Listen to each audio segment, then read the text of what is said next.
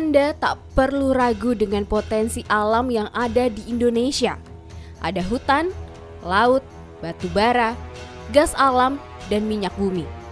Semua melimpah ruah dan harus dikelola. Namun, bukan rahasia umum bila sumber daya alam yang tersebar dari Sabang hingga Merauke tersebut tak hanya memperkaya negara, tetapi juga pejabat daerahnya.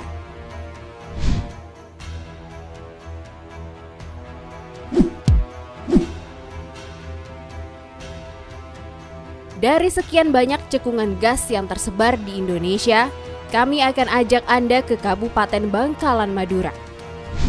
Pada 2 Desember 2014, mantan Ketua DPRD Kabupaten Bangkalan ditangkap KPK. Fuad Amin Imron, yang sebelumnya juga menjabat Bupati Bangkalan selama 1 dekade ini, digelandang terkait kasus suap jual beli gas alam untuk pembangkit listrik tenaga gas Gili Timur di Bangkalan dan Gresik. Suap diterima Fuad dari PT Media Karya Sentosa, perusahaan pialang yang ikut dalam kontrak jual beli pasokan gas. Direktur PT MKS, Antonius Bambang, diketahui memberikan kepada Fuad Amin secara rutin selama bertahun-tahun dari hasil penjualan gas alam. Setoran bulanan terus naik dan naik, berawal dari kisaran 50 juta rupiah per bulan hingga menjadi 200 juta rupiah per bulan dan akhirnya terus naik menjadi 600 juta rupiah per bulan sejak Maret 2014. Luar biasa. Praktik penyelewengan ini nyaris tak pernah terendus publik sebelum transaksi suap Fuad dan Antonius Bambang dibekuk KPK. Fuad juga terbukti meminta jatah setoran yang diberlakukan kepada para pemangku satuan kerja perangkat daerah di Bangkalan sejak 2010 hingga 2014 yang mencapai 194,250 miliar rupiah.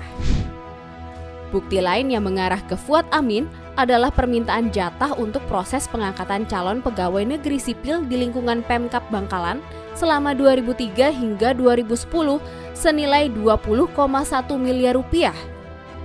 Mantan orang nomor 1 di Bangkalan ini ternyata menuai cukup banyak kontroversi, lantaran kepemimpinannya tak hanya di soal kasus suap. Namun Fuad juga didakwa melakukan tindak pidana pencucian uang ratusan miliar. Tak main-main, totalnya mencapai lebih dari 300 miliar rupiah. Diduga, uang-uang ini berasal dari hasil korupsi yang dikumpulkan dirinya sejak menjabat sebagai Bupati Bangkalan.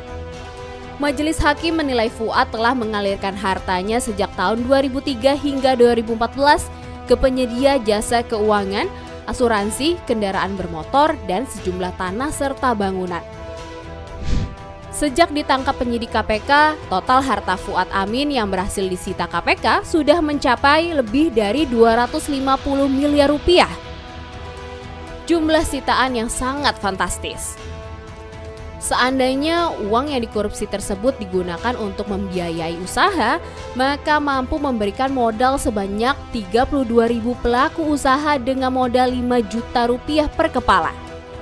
Kini, KPK telah berhasil mengibahkan harta dan barang rampasan yang disita dari mantan Bupati Bangkalan itu senilai 62,53 miliar rupiah. Atas perbuatannya ini, Fuad harus mendekam selama 13 tahun di dalam penjara hingga tutup usia.